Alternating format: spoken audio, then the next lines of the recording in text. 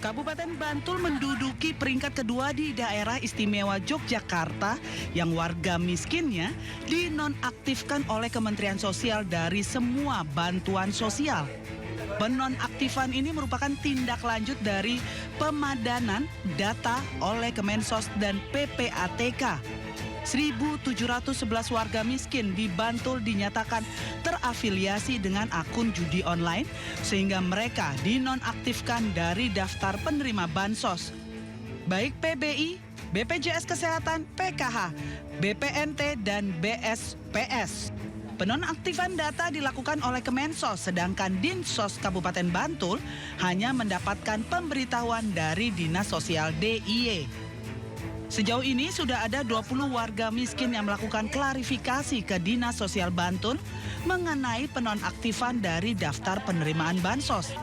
Dinsos tidak dapat berbuat banyak selain meneruskan informasi dan pengusulan pembukaan blokir ke Kemensos. Adapun pembukaan blokir hanya bisa dilakukan oleh pihak Kemensos. Jajaran pengurus Syuriah Pengurus Besar Nahdlatul Ulama atau PBNU menggelar rapat pleno di Jakarta. Rapat pleno PBNU memutuskan Zulfa Mustafa sebagai pejabat Ketua Umum PBNU. Rapat pleno PBNU dihadiri sejumlah elit PBNU, diantaranya Menteri Agama Nasaruddin Umar, Gubernur Jawa Timur Hovifah Indar Parawansa, Menteri Sosial Saifullah Yusuf, serta Rais Am PBNU Miftahul Akhyar. Penyelenggaraan rapat pleno kali ini membahas isu internal terkait mekanisme organisasi serta menetapkan Ketua Umum PBNU.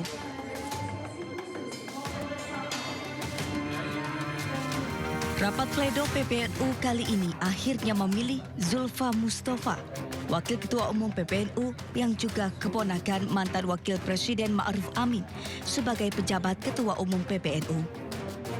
Sebagai pejabat Ketua Umum, Zulfa Mustafa akan memimpin PBNU hingga Muktamar 2026. Usai terpilih, Zulfa mengajak seluruh kader PBNU untuk bersatu kembali dan berharap dapat mengakhiri ketidakpastian yang selama ini ada di internal PBNU.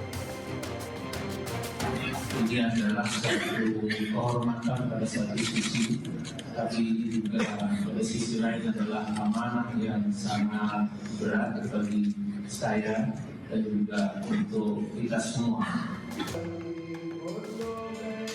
Sementara itu, Ketua Umum PBNU Yahya Khalil Stakuf menilai keputusan rapat pleno PBNU yang memilih Zulfa Mustafa tidak sah. Sebab rapat pleno hanya melibatkan unsur Syuriah dan tidak melibatkan dirinya. Menteri Usaha Mikro Kecil dan Menengah Maman Abdurrahman mengungkapkan pemerintah akan menghapus utang kredit usaha rakyat atau KUR bagi UMKM yang terdampak bencana di Aceh, Sumatera Utara, dan Sumatera Barat. Nantinya pemerintah akan berkoordinasi dengan bank-bank penyalur KUR guna membahas skema penghapusan utang kredit untuk para korban bencana. Langkah ini dilakukan guna memetakan sejumlah kriteria yang akan dihapuskan KUR-nya, termasuk melihat dampak bencana baik permanen atau semi-permanen. Meski demikian, Maman masih belum bisa memastikan jumlah UMKM terdampak yang akan menerima bantuan atau besaran kredit yang dihapuskan. Kita dalam 1 minggu ini akan rapat koordinasi dengan bank-bank penyalur untuk memetakan UMKM kita yang terdampak. Nanti kan dipetakannya nanti dibagi menjadi tiga zona. Yang terdampak secara permanen, yang terdampak secara semi permanen, dan ada beberapa. Contohnya misalnya ada UMKM yang sudah terdampak secara permanen misalnya ya, karena betul-betul bisa ini rumahnya hancur, tempat usahanya hancur. Nah ini kan kita harus pikirkan. Nah langkah-langkahnya akan kita rumuskan. Namun yang terpenting yang mau saya kasih tahu kan sekarang BNPB dan institusi terkait sedang fokus pada penanggulangan bencananya. Kalau kami masuk kepada pemulihan ekonomi. Jadi penanggulangan pasca bencana kita lebih masuk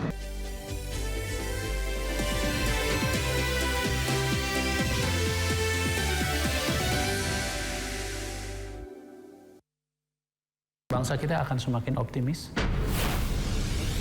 Pertumbuhan ekonomi kita sejauh ini relatif baik. Kalau pemeriksaan kesehatan itu dilakukan pada saat orang sudah parah kondisinya, maka biaya kesehatan itu mahal. Tidak ada satupun kecelakaan tanpa didahului oleh pelanggaran.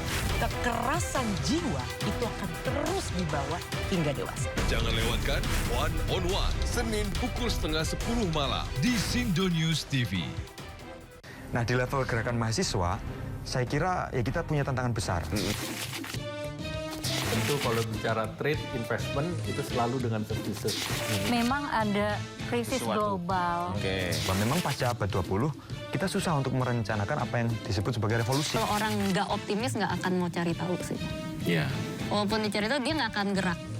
Bersama narasumber yang kredibel, to the point aja. Jumat pukul 9:30 malam di Sindo News TV. Danantara cukup mampu untuk membayar itu. Jadi bukan nggak dibayar tangnya, dibayar tapi Danantara. Apakah ada anggaran yang diendapkan di Provinsi Jawa Barat yang harus menyatakannya adalah BPK? Mengedepankan objektivitas dan juga fakta yang ilmiah. Orang-orang yang pantas menjadi polisi, inilah yang sebetulnya gunakanlah hati nuraninya. Membahas setiap cerita dari banyak sudut pandang. Sekolah sangat berperan penting, tidak menerima adanya bullying. Jangan lewatkan Inside Story. Selasa pukul 9:30 malam di Sindo News TV. Rangkuman peristiwa di akhir pekan. Terus mengungkap praktek ratusan warga rela anti pajak. Melihat pemberitaan dari banyak sisi. Prabowo Subianto juga Untuk menyerap gabah kering panen petaninya. Faktanya juga bahwa beliau masih dalam pemulihan. Ini harus diperbaiki gitu ya. Sindo Files Weekend, Sabtu dan Minggu, pukul 6 sore, di Sindo News TV.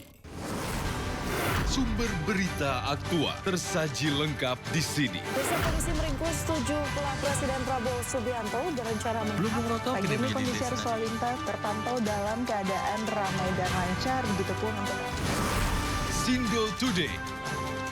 Narkoba Polresta Sidoarjo hujan deras disertai angin kencang. Pemerintah mengalokasikan anggaran sebesar 71 triliun. Mobil rombongan wartawan mengalami kecelakaan di Tol Pemalang, Batang.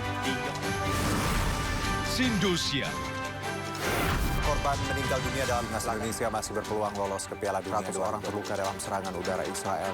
Ibu kota Nusantara IKN merupakan langkah strategis. Sindo Sore. Kobaran api besar meluluh lantai. Banjir setinggi 75 cm mulai masuk. Secara bertahap. HT berjabat tangan dan berbincang akrab dengan Trump, Presiden ke-45 Amerika Serikat. Sindo Malam. Sindo News TV, Beyond Headline. Isu terhangat sepekan terakhir. Ke-7 Republik Indonesia, Joko Widodo menduga ada agenda politik besar. Polisi merilis merek beras premium yang diduga dia. Rangkuman berita viral. Sekolah rakyat gratis sangka kasus dugaan korupsi tata kelola minyak dan sopir truk di Subang, Jawa Barat melakukan aksi mogok kerja. Temukan semua informasinya di Top Issue setiap Sabtu dan Minggu di Sindo News TV. Lelaki itu nggak banyak yang bercerita ya. Iya, udah tuh nangis, tapi abis itu udah pasti orang nggak bakalan gak nengok. Jadi nikmatilah ciptaan Tuhan buat Indonesia. Yang utama ya, body dulu lah.